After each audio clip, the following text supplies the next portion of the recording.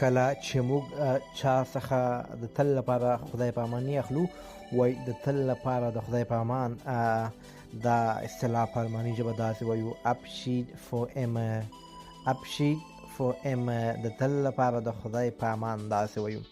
او که وایو زه بیرته نه راځم، زه بیرته نه راځم، بیا دا جمله په الماني ژبه داسې وایو Ich komme nicht wieder. Ich komme nicht wieder. زه بیرته نه راځم.